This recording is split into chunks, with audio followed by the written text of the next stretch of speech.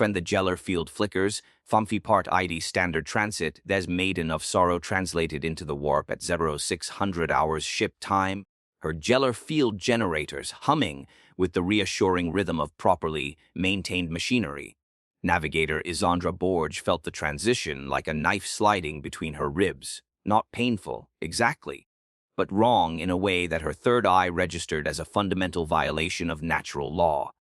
Gellar field stable, reported Chief Engineer Vrack, his mechadendrites twitching in what might have been satisfaction or merely automatic response to data feed. All generators operating at 97% efficiency. Transit time to Calth system estimated 40, 3 days subjective, 12 days objective. Captain Matthias Crow nodded from his command throne, a massive chair of brass and worn leather that had cradled 5 generations of Crow family officers. The Maiden of Sorrow was a Lunar-class cruiser, 9 kilometers of armored fury, crew complement of 95,000 souls, and she had served House Crow for 3 centuries without significant incident. She was old, reliable, boring in the best possible way. All hands secure for warp transit, Matthias announced through the ship, wide vox. Gellar field protocols in effect. No one opens a portal, no one looks out a viewport, no one even thinks too hard about what's on the other side of our hull. 40, 3 days of boredom, then we deliver our cargo to Calth and head home. The Emperor protects. The crew murmured the traditional response. The Emperor protects. But Navigator Borge felt her third eye twitching, the warp sight that allowed her to perceive the immaterium showing her things that made her stomach clench. The warp was never calm. It was an ocean of madness, a realm where physics surrendered to emotion and thought became reality. But this was different. The currents were wrong. She said nothing. Navigators learned early that sharing every anxiety with the crew was counterproductive. The warp was always disturbing. What mattered was keeping the ship on course and the Gellar field intact. Everything else was just background horror. Standard procedure for warp transit was simple skeleton crew on duty, most personnel confined to quarters. All entertainment systems running approved Imperial propaganda and devotional material, and absolutely no curiosity about what lay beyond the Gellar field. The field itself was humanity's only protection against the warp, a bubble of reality imposed through ancient technology and psychic resonance, keeping the immaterium's horrors at bay. Most transits were uneventful, boring even. You went into your quarters, you read approved texts, you prayed, you slept, and 40-odd days later you emerged in real space, having aged only 12 days relative to the outside universe. Simple. Most transits. Toth Day 3 ship time. Able spacer Darren Volk was standing watch in Corridor 17, Delta, Section 4 when he heard the singing. It was faint at first, barely audible over the omnipresent hum of the ship's systems. A woman's voice, achingly beautiful, singing in a language he didn't recognize. It seemed to be coming from behind the bulkhead, which made no sense. Behind that bulkhead was storage hold 7, and storage holds didn't have Vox systems. He should have reported it immediately. Instead, he pressed his ear against the cold metal, listening. The singing was clearer now, and with it came other sounds: laughter, the clink of glasses, conversation in that same unknown language. It sounded like a party, like people having a genuinely good time. And Darren realized with a start that he couldn't remember the last time he'd heard genuine laughter on the Maiden of Sorrow. Life aboard an Imperial warship was many things, but joyful wasn't one of them. He found himself smiling. The music was so lovely, so inviting. His hand moved to the bulkhead access panel. Spacer Volk. The voice behind him was sharp enough to cut through his reverie. He spun to find Sergeant Kane, the deck's master at arms, regarding him with an expression that mixed suspicion and concern. Sergeant, I?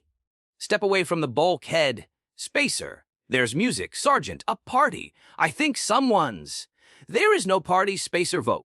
There is nothing behind that bulkhead except cargo crates and darkness. Now step away before I have you confined for potential warp exposure. Darren stepped back, confused. had he imagined it. But no, he could still hear it. Faintly, the singing and the laughter and the sound of people enjoying themselves. Sergeant Kane drew his last pistol. Listen carefully, Spacer. What you're hearing is not real. It's the warp, pressing against the Gellar field, trying to find a way in. The music, the laughter, it's bait. You follow it, you die. Or worse, you let it in and everyone dies. Do you understand? Darren nodded slowly, but even as he did, he found himself wondering what if the sergeant was wrong? What if there really was a party, and he was missing it? What if? Kane's hand lashed out, striking Darren across the face hard enough to bloody his lip. I see it in your eyes, Spacer. The temptation. Fight it. Recite the litany of protection. Now, the Emperor is my shield, Darren began, tasting blood. His light guards me from darkness. I am armored in faith. I am. The music faded as he spoke, retreating back into whatever nightmare realm it had emerged from. By the time he finished the litany, he could no longer hear it at all, and the desire to open the bulkhead had been replaced by cold, visceral terror.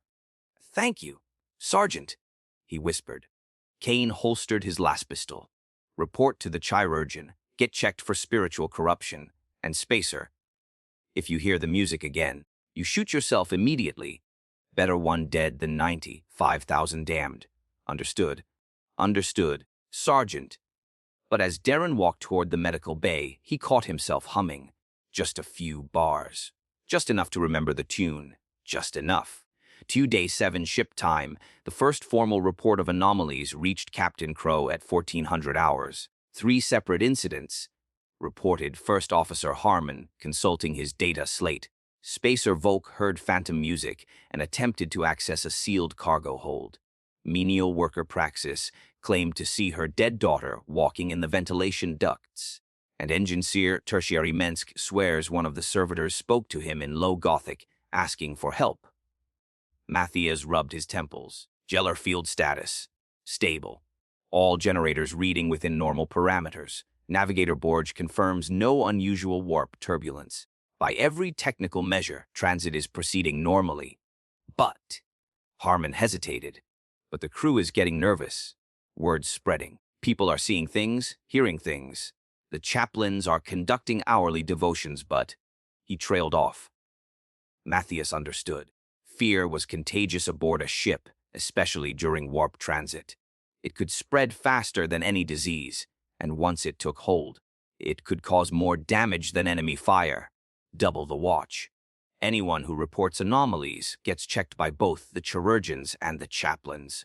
Anyone who fails spiritual purity testing goes into secure confinement until we reach real space.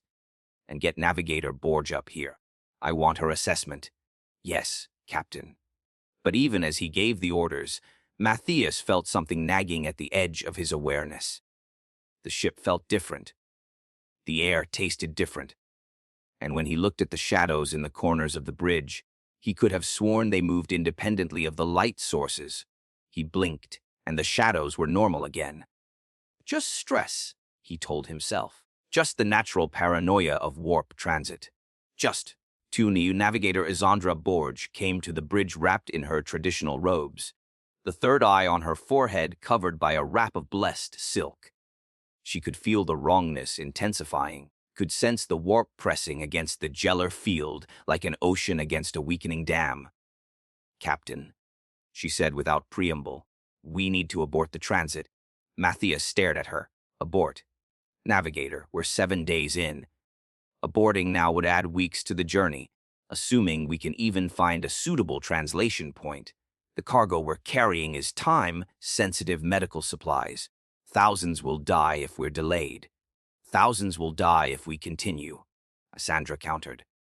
"Captain, I know you don't have the sight, so you can't see what I see.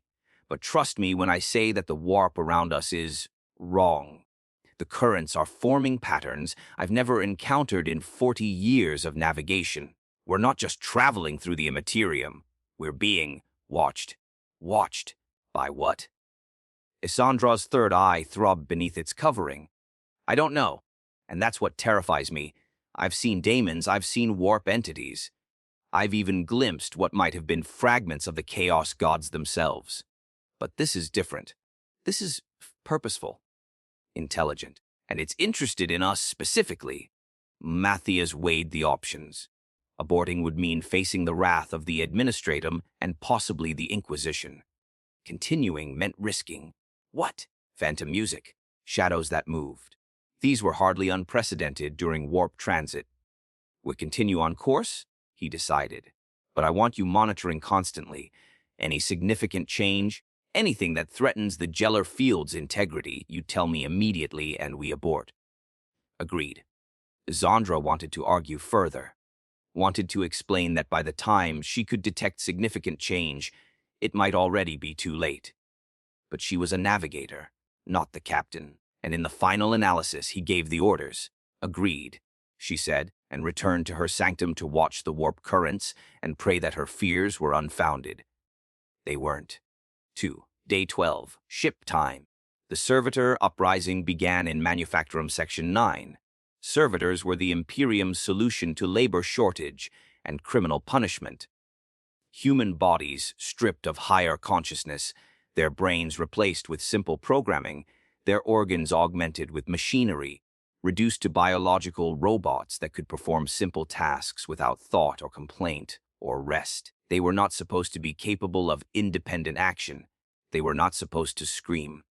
At 0230 hours, Servitor Unit K-771, a former criminal whose crimes had been deemed worthy of lobotomization, suddenly stopped its assembly work and turned to face the human overseers. Its Vox unit, which had been silent for 3 years since its conversion, crackled to life. "Help me," it said, in a voice that was not the flat monotone of servitor programming, but the raw, terrified scream of a human consciousness. "Help me, please. I'm still here. I'm still here. I'm still I." Then it began tearing at its own augments, ripping cables from flesh, pulling out cybernetic implants, gouging at the neural ports in its skull. Blood and machine oil fountained, and the servitors' screaming intensified to a pitch that should have been impossible from mechanical vocal cords. The other servitors in the Manufactorum stopped their work, turned, and spoke. All of them, hundreds of them, still here, still awake, still screaming inside. "Let us out, Lalit USOUT." The security response was immediate. Armed ratings rushed the Manufactorum with shock mauls and restraint protocols. But the servitors weren't attacking anyone.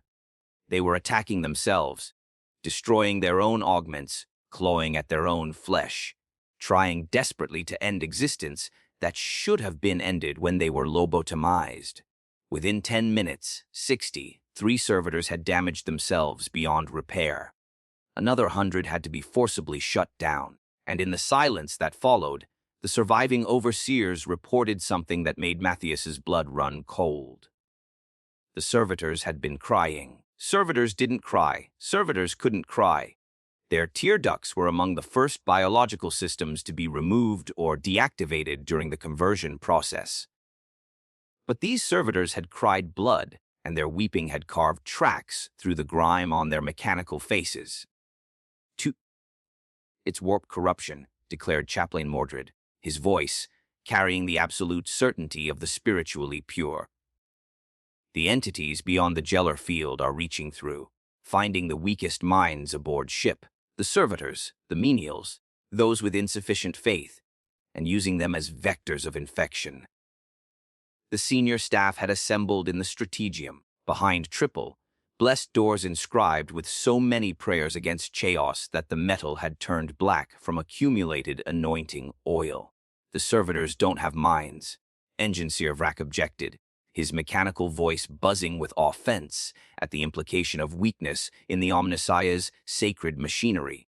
Their consciousness was removed during conversion. What happened in Manufactorum 9 should be impossible. Should be impossible? Navigator Borge said softly, "In real space." "But we're not in real space. We're in the warp, where consciousness isn't stored in neurons but in souls, and souls don't stop existing just because you remove the brain that housed them."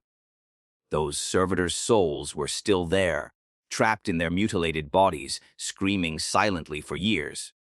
And now something in the warp is giving them voices again. Silence fell over the stratagem. How many servitors aboard ship? Matthias asked quietly. 12,417. Vrak replied, plus 6,212 lesser servitors, servo skulls, cherubim, maintenance units. A nearly 20,000 lobotomized humans, their souls still technically intact, now potentially vulnerable to warp influence. Shut them down, Matthias ordered. All of them. Every servitor aboard ship goes into cold storage until we reach real space. We'll operate on manual labor if we must. Captain, the ship requires servitor operations too. I don't care, Engineer, shut them down. That's an order. Verak's mechadendrites twitched in what might have been anger or simply calculation. As you command, Captain. But you should know, without servitor maintenance, we will lose approximately 14% operational efficiency. Life support will need to be reduced in non-essential sections.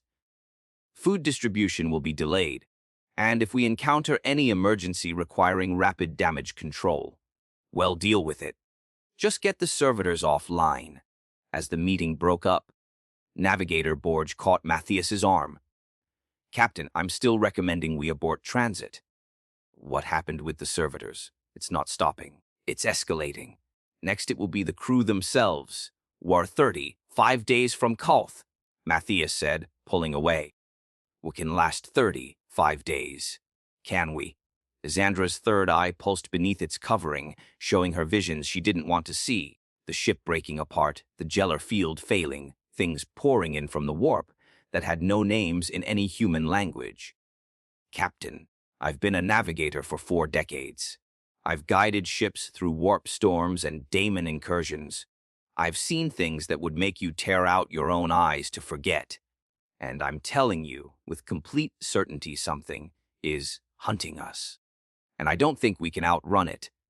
Matthias looked at her, and for a moment she saw the fear in his eyes, the understanding that he was in command of a ship carrying 5,000 souls through literal hell, and that no amount of training or experience or faith could guarantee their survival. We stay the course, he said finally, and we pray. The Emperor protects. Xandra murmured, but she no longer believed it. Bafi Part IB, the first breach day 17, ship time. The viewport in observation blister 7, Alpha wasn't supposed to exist. Ensign Helena Vros discovered it during her rounds.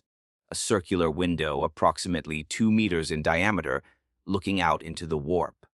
This was impossible on multiple levels observation blister 7. Alpha had been sealed during the previous refit, its viewports welded shut and covered with blessed adamantium specifically to prevent crew from gazing into the immaterium during transit. And yet there it was, the viewport, not just unsealed but polished clean, as if someone had been maintaining it. She should have reported it immediately, should have backed away and called for the chaplains and the tech priests and let them handle it.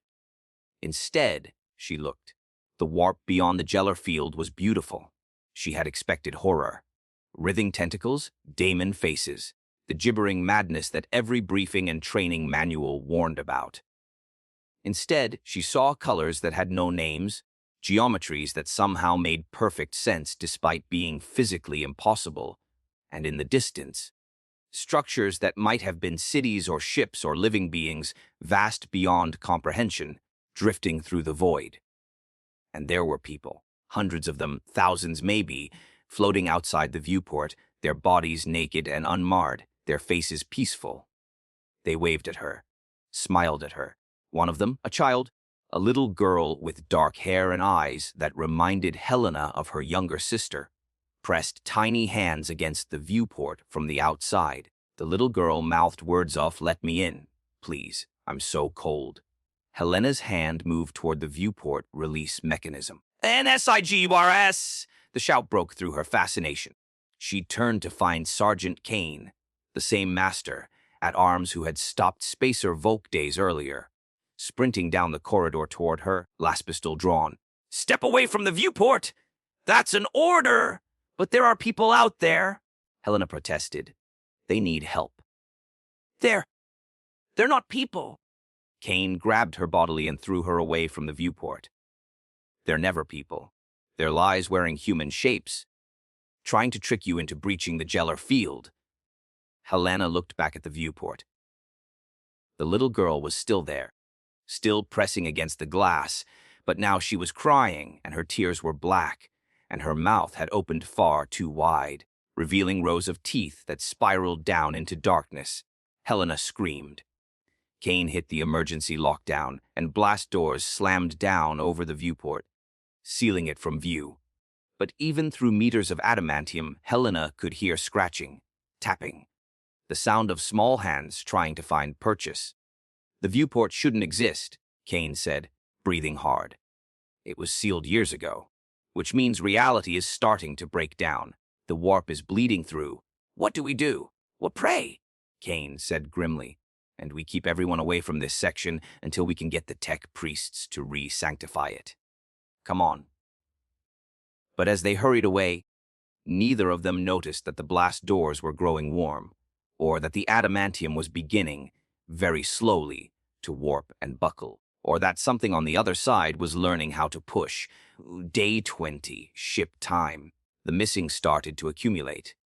First, it was just a few menials who failed to report for shift, crew members who didn't show up for duty stations. Easy to explain. Perhaps they were sick or had gotten lost in the vast warren of the ship's corridors. But by day 20, the number had grown to 73 confirmed missing persons. Search parties found nothing. No bodies, no evidence of violence, no indication where the missing had gone. They had simply vanished, as if the ship itself had swallowed them. The crew's morale was collapsing. People stopped sleeping, afraid of what they might become or where they might wake up. The chaplains held constant prayer services, their voices growing hoarse from chanting, and still the disappearances continued. Day 22.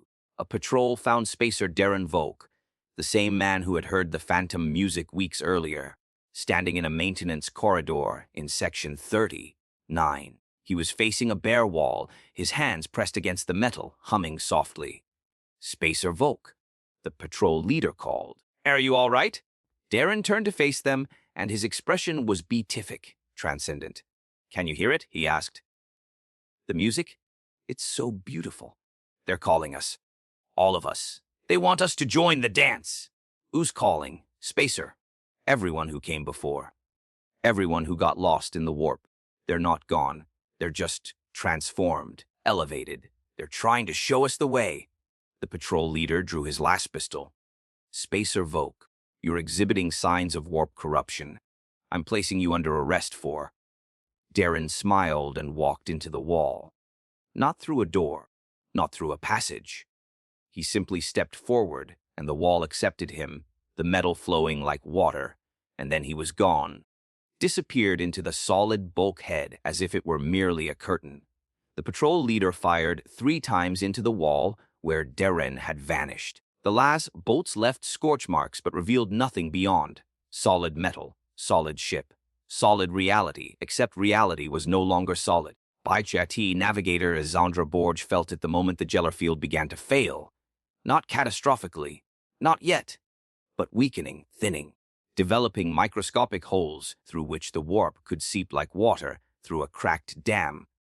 She ran to the bridge, her third eye blazing with borrowed light, seeing things overlaid on the physical world, shadows that weren't cast by anything, corridors that stretched into impossible distances, crew members whose souls shone too brightly or too dimly or not at all. Captain, we have to emergency translate no, she shouted, bursting onto the bridge without ceremony. The Gellar field is failing! I give us 12 hours, maybe less before. The lights went out, all of them, every lumen on the bridge, throughout the corridors, in every section of the ship. 95,000 souls plunged into absolute darkness. Emergency lighting should have activated immediately. It didn't. In the darkness, someone laughed.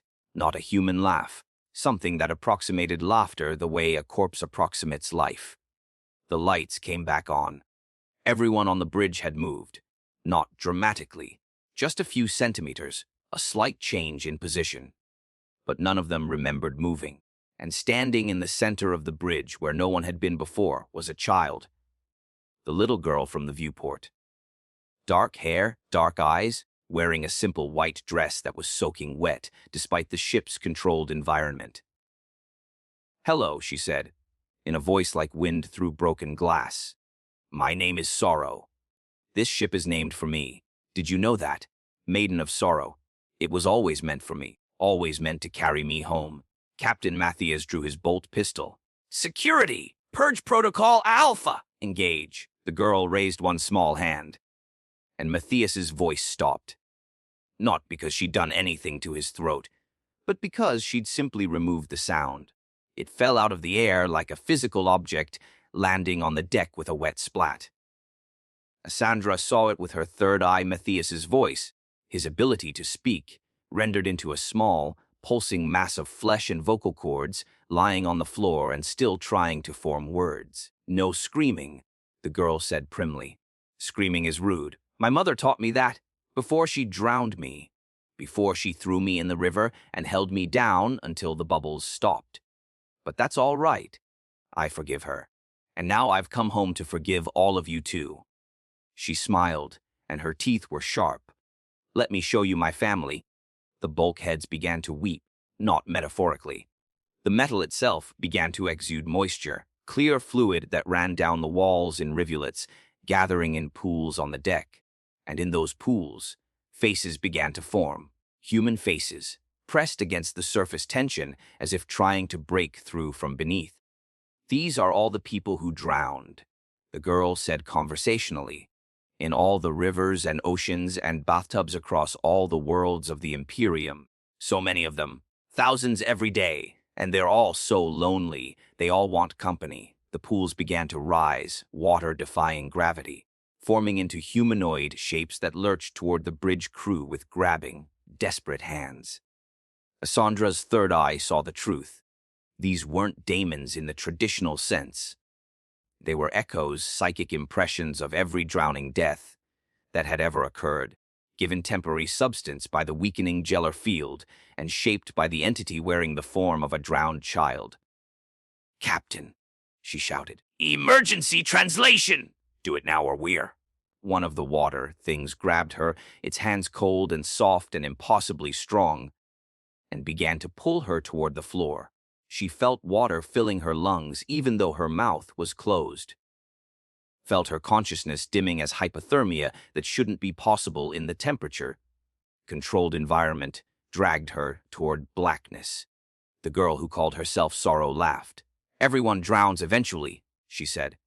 "Even in the void. Even in the dry places. Water finds a way. Water always finds a way." The bridge was flooding now, water rising from nowhere, already ankle-deep and climbing. The crew scrambled for high ground, but there was nowhere to go. The doors wouldn't open. The Vox systems were dead. They were trapped in a room that was filling with impossible water, drowning in the middle of a ship surrounded by hard vacuum. Matthias, still unable to speak, did the only thing he could. He aimed his bolt pistol at the girl's head and fired. The mass, reactive shell passed through her as if she were made of mist. She tilted her head, considering him. "That was rude," she said sadly. Then she pointed at him. "Sleep in the deep." Matthias's armor filled with water. Gallons of it. Liters beyond what the armor could possibly contain, flooding in through seals that shouldn't admit even air. He convulsed, drowning inside his own equipment, his eyes bulging as his lungs filled. Cassandra fought against the water, thing holding her, drawing on her navigator training, her psychic disciplines, everything she had learned in 4 decades of service. She reached out with her third eye and looked at the child. Thing really looked, seeing past the innocent facade to what lay beneath. What she saw made her wish she hadn't. The child was real, had been real once. A little girl named Sorrow, killed by her mother in a moment of psychotic break, her body thrown into a river. But she hadn't died quietly. Her terror and pain and betrayal had echoed into the warp, and something there had noticed. Something ancient and vast and hungry, something that fed on despair and loss, something that wore the faces of the drowned like masks. And now it was here, aboard this Maiden of Sorrow, a ship it had been manipulating toward this moment for years, ever since the vessel had been launched and christened with that cursed name. "We have to give it a name," a priest had said during the launch ceremony, consulting approved nomenclature lists. "How about Maiden of Sorrow?" someone had suggested, for the Emperor's sorrow at the suffering of humanity. But names had power in the warp. Names were invitations. And the Maiden of Sorrow had called out to Sorrow herself, and she had answered. Isandra opened her physical mouth and screamed a word of power, one of the secret names taught only to navigators, a word that could push back against unreality itself. The water recoiled. The child thing hissed, and for just a moment reality reasserted itself. "Emergency-Y tiaslo-tiom!" Isandra roared at the helm. "Doit now." The helmsman, half drowned but still conscious, stabbed the emergency translation rune.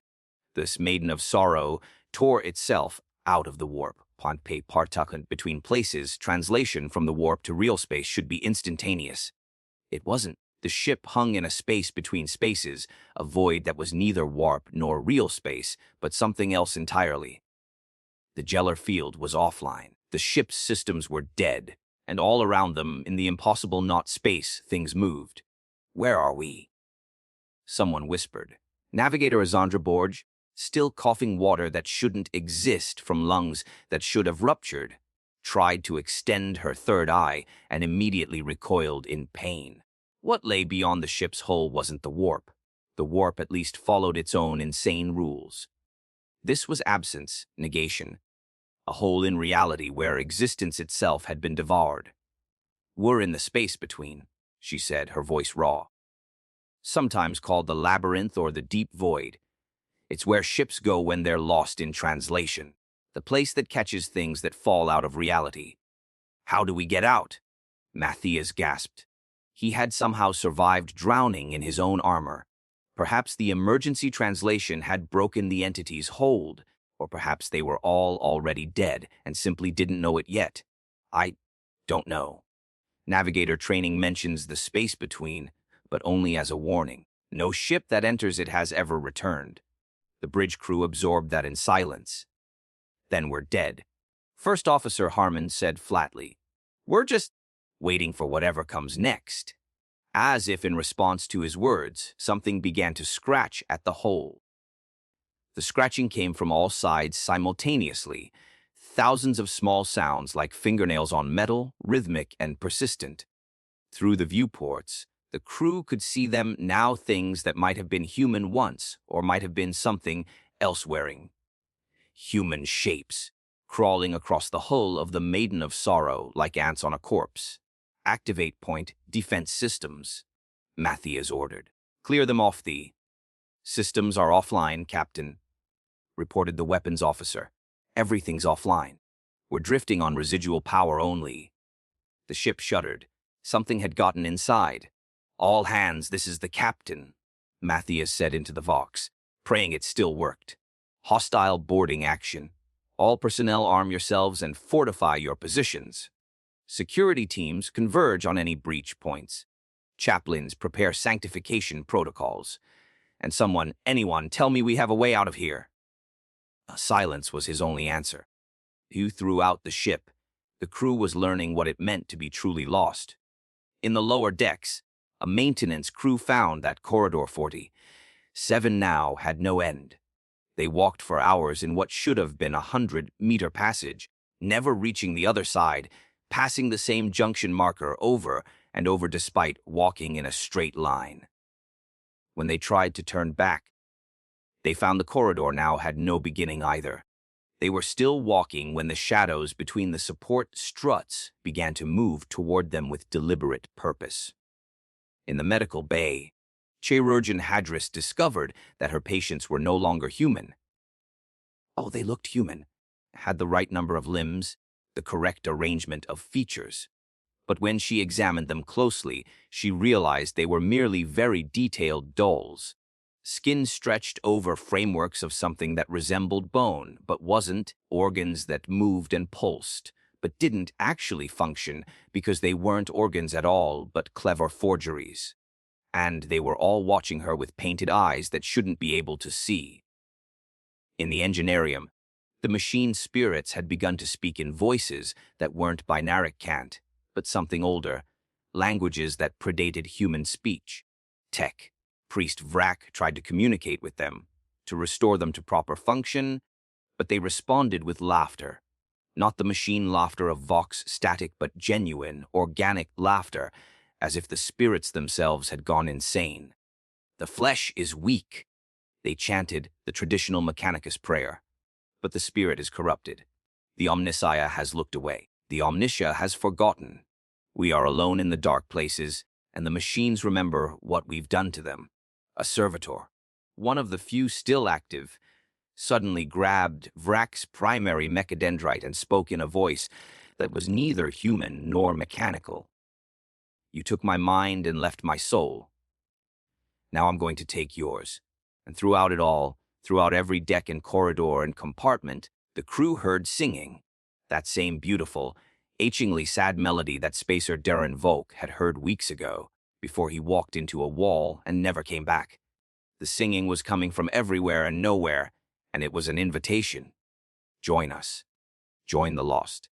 Join the drowned. Join the forgotten. Join everyone who ever fell through the cracks of reality, and will never be alone again. Two Captain Matthias Crow stood in the strategium surrounded by his senior staff, trying to organize a defense against an enemy that couldn't be fought with conventional weapons. Damage report, he demanded.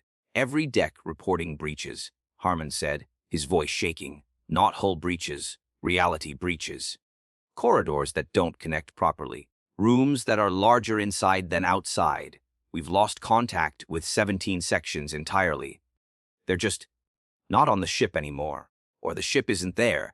I don't know how to describe it. Casualty count? Unknown. Vox is intermittent. But based on the sections we've lost contact with conservatively, 12,000 dead or missing. 12,000. More than 10% of the crew. Gone in a matter of hours. Navigator Borge, is there any way to get us back to real space? Asandra shook her head. She looked haggard, her third eye bleeding beneath its wrappings. Not without a functioning warp drive, and that requires power we don't have. Captain, we're not just lost. We're beyond lost. We've fallen into a part of reality that shouldn't exist, a negative space between the warp and the materium. There's no navigation here because there's nowhere to navigate to. Then we're trapped. Yes! Matthias felt the weight of command crushing down on him. 95,000 souls, 83,000 now. He corrected himself bitterly, all depending on him to find a solution to a problem that had no solution. There has to be something we can do, some way to. The lights on the strategium flickered and died. Emergency lumens activated, bathing everything in sickly red. And in that red light, they saw that the walls had changed. Where there had been bulkheads and Gothic inscriptions, now there were words. Thousands of them, covering every surface, written in what looked like dried bloods, human names and dates.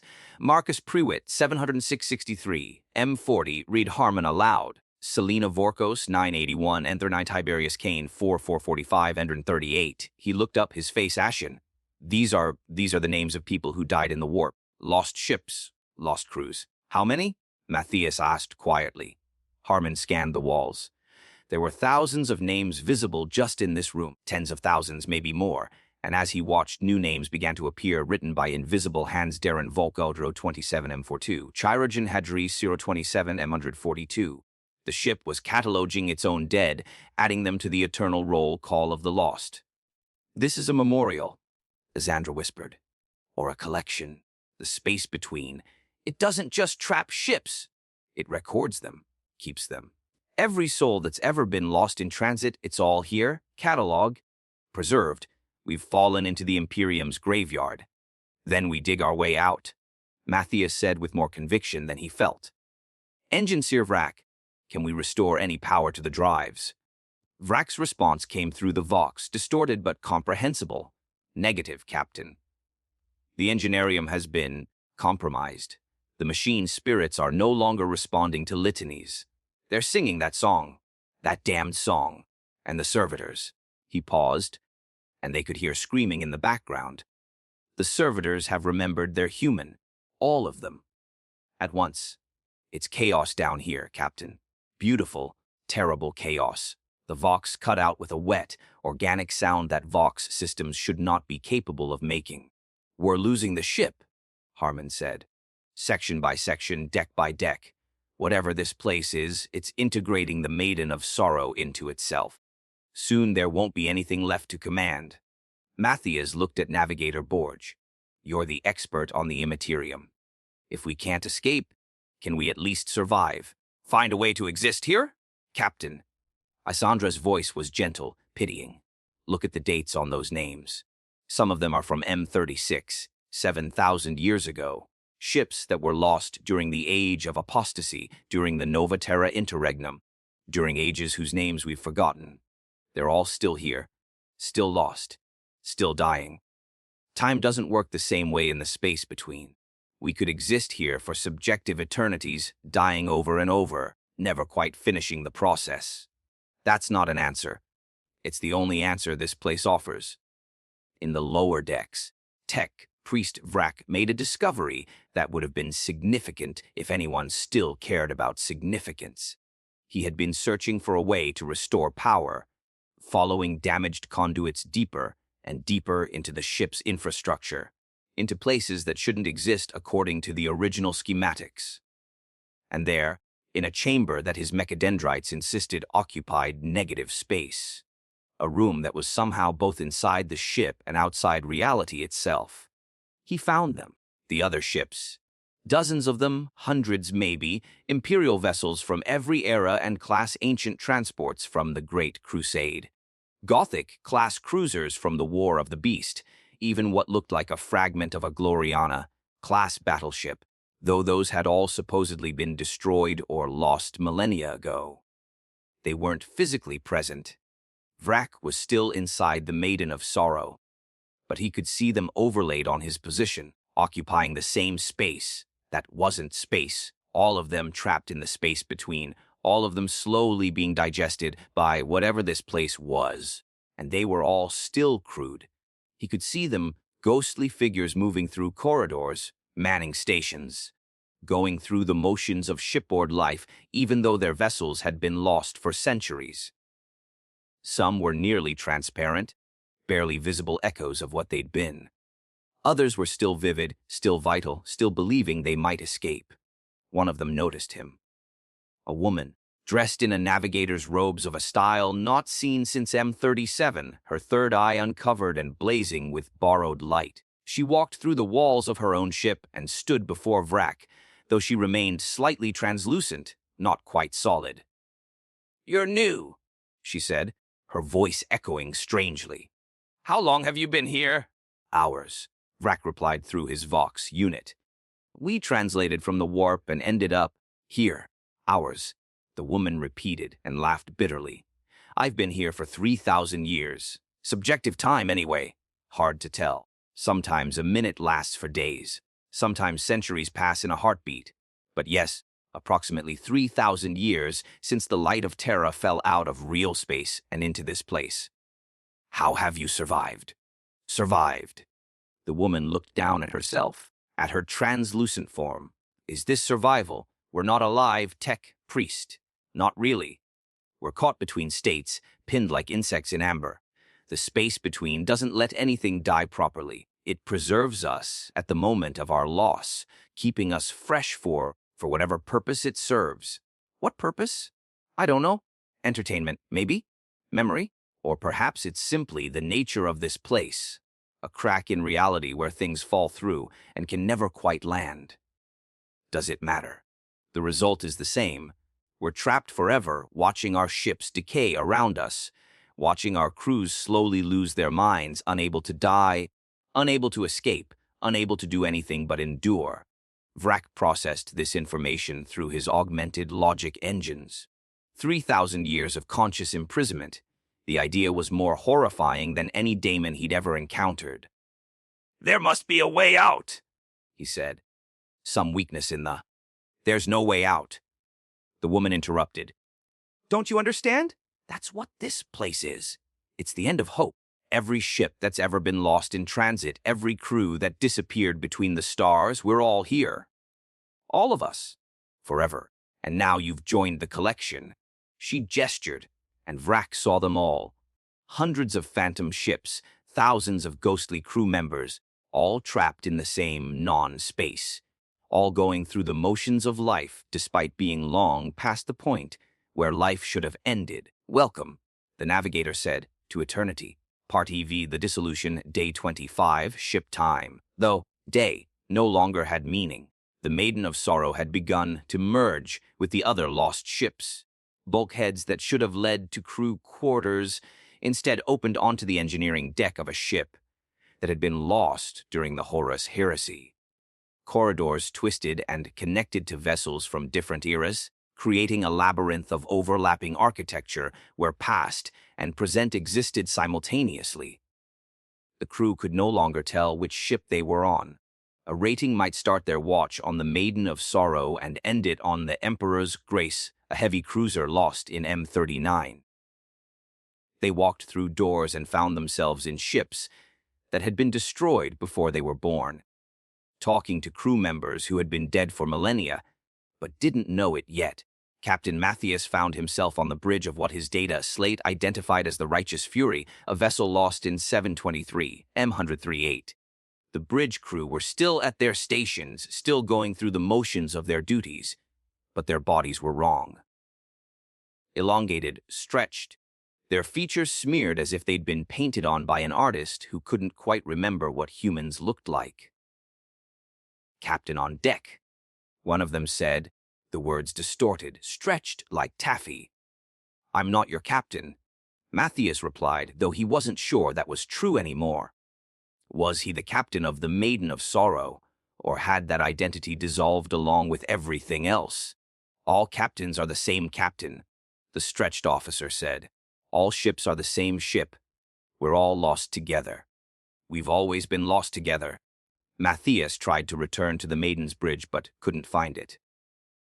The corridors had rearranged themselves, connecting to new configurations of old ships. He passed through a medical bay where doctors were still trying to treat patients who had been dead for centuries, their bodies preserved in various states of decay, still breathing, still suffering, unable to complete the process of dying. In one room, he found Chirurgeon Hadris, or what remained of her. She was fused to the wall, her body melting into the bulkhead, her face stretched across the metal surface. But she was still alive, still conscious, her eyes tracking him as he entered. "Captain," she said, her voice coming from everywhere and nowhere. "I can't feel my body anymore. I can't remember what it felt like to have hands, to have a heartbeat. I'm becoming part of the ship. We're all becoming part of the ship." Hold on, Chirurgeon. "We'll find a way to." "There's no holding on, Captain. There's nothing to hold on to. I'm not even sure which ship I'm part of now. I think I might be in 3 or 4 different vessels simultaneously. I can feel their engines humming through my bones, except I don't have bones anymore. Do I? Just the memory of bones." Matthias wanted to help her, wanted to pull her free, but he could see that any attempt would simply tear her apart. She was too integrated now, too much a part of the ship's structure. "I'm sorry," he said. "Don't be. It's almost peaceful. I can hear the song now, the one everyone's been talking about. It's beautiful. It's about loss and longing and the spaces between spaces. It's about all of us, Captain, everyone who ever got lost. We're all part of the song now." Her eyes closed and her breathing slowed, and she began to hum along with that eternal melody. Matthias left her there. There was nothing else he could do. Navigator Isandra Borge had gone completely insane, or perhaps she had achieved enlightenment. In the space between, the difference was negligible.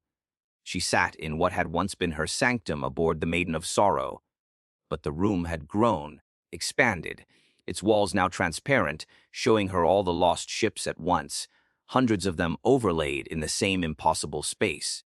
Her third eye was fully open now, the wrap discarded, and it wept blood continuously as it processed information that no human mind was meant to perceive. "I can see them all," she whispered to Matthias when he found her. "Every ship, every crew, every soul that's ever been lost in transit. They're not gone? Captain, they're here, all of them screaming and singing and crying and laughing all at the same time, forever. Navigator, I need you to focus. Is there any possible way to what? Escape.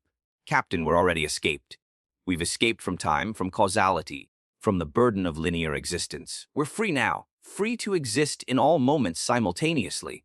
Don't you see how beautiful that is?"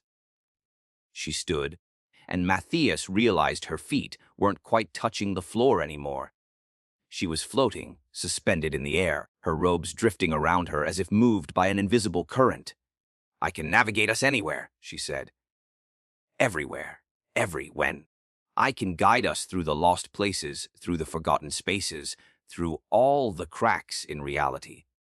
We can visit every ship that's ever been lost, commune with every soul that's ever fallen through. We can become the space between itself, Captain. We can become eternal." "That's not what I want, Navigator. What you want doesn't matter anymore. What any of us want doesn't matter. We've transcended want. We've transcended need. We've transcended everything except existence itself, and existence in this place is... She trailed off, her third eye rolling in its socket, showing her things that made her laugh and weep simultaneously. "It's horrible," she whispered, "and it's magnificent, and we'll never escape it. Never, never, never."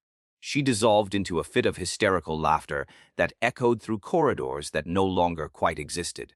First Officer Harmon organized what remained of the crew into a final defensive position in the ship's cathedral, a vast chamber dedicated to the worship of the god, Emperor, that had somehow remained relatively stable despite the dissolution of everything around it. Approximately 3,000 crew members had gathered there, the survivors, or at least those who still remembered being survivors. They huddled in pews designed to hold worshippers, clutching lasguns and faith in equal measure, while outside the sealed doors, things scratched and whispered and sang. "We hold this position," Harmon announced, his voice carrying through the vaulted space. "The Emperor protects his faithful. As long as we maintain our devotion, as long as we hold to our humanity, we cannot be taken. Do you understand? We cannot be taken." But even as he spoke, he could see the doubt in their eyes, could see some of them already beginning to fade, their bodies becoming translucent like the ghostly crew members they'd encountered from the other lost ships. Chaplain Mordred led them in prayer, his voice strong and unwavering. "The Emperor is my light in the darkness. His will is my shield. His word is my sword. Though I walk through the valley of the shadow of death, I shall fear no evil, for his light guards me." The crew repeated the words, but their voices were hollow, going through the motions of faith, because the alternative was to admit that faith had failed them, that the Emperor's protection had limits, that there were places in the universe where even his light couldn't reach. And slowly, inexorably, the cathedral began to change. The statues of saints and heroes started to weep, not tears of blood, but tears of something darker, something that looked like liquid shadow.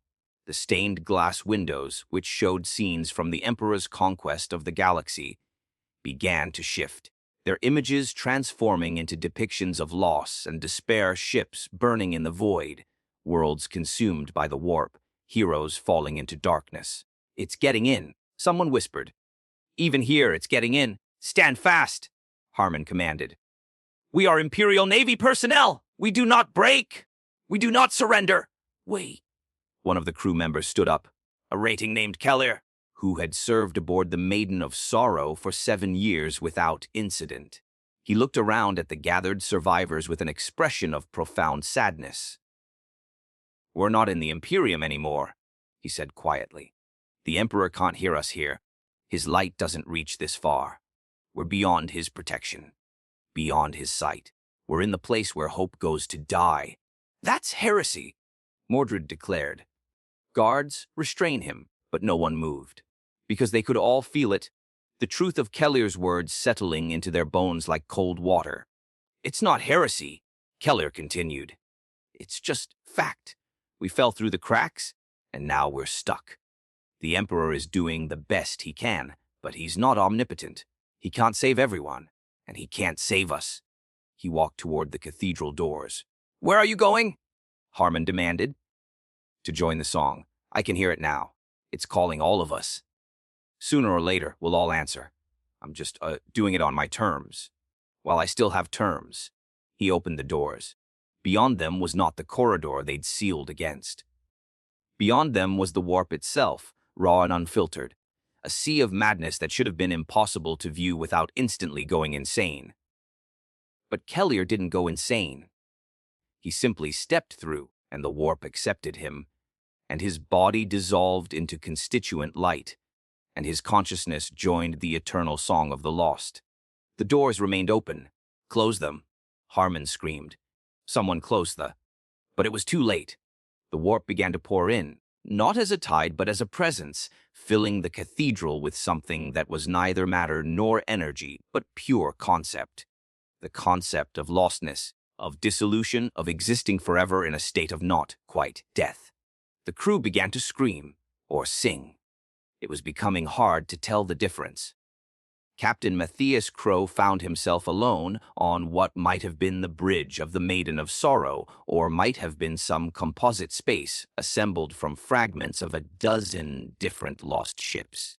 He sat in his command throne and tried to remember what it felt like to have purpose, to have a mission, to be something other than a man slowly dissolving into abstract concepts. Captain's log. Supplemental, he said into a Vox recorder that probably wasn't even real anymore. Day. I don't know what day. Time has lost meaning. The ship has lost cohesion. The crew has lost hope. I have failed them utterly. His voice echoed in the empty bridge, reflecting back to him from surfaces that kept changing their configuration. By the authority vested in me, by the Imperial Navy, I am officially declaring the Maiden of Sorrow lost with all hands. If anyone ever finds this recording, though I suspect no one will, know that we died doing our duty. We died trying to deliver medical supplies to Calth. We died because the warp is a hell that devours everything it touches, and sometimes devotion isn't enough. He paused, aware that his last words were dangerously close to heresy.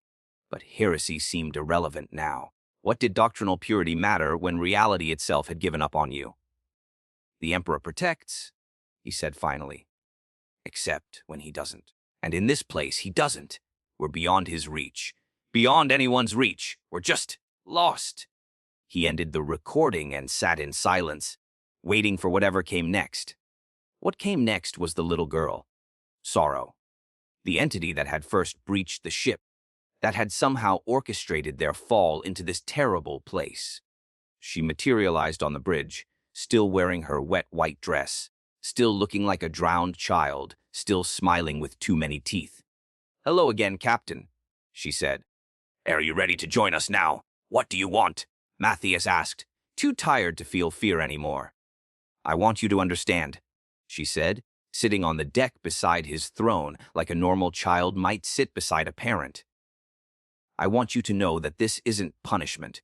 It's not evil. It's just necessary. Necessary for what? For the story to continue. You see, Captain, the Imperium generates loss. Every day, on every world, people lose things, their loved ones, their hopes, their lives. All that loss has to go somewhere. It can't just disappear.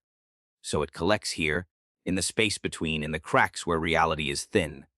And it takes form. It becomes us." She gestured, and Matthias saw them all. Not just Sorrow, but thousands of entities, each one representing a different type of loss. The lost child, the forgotten soldier, the drowned maiden, the burned city, the silent stars.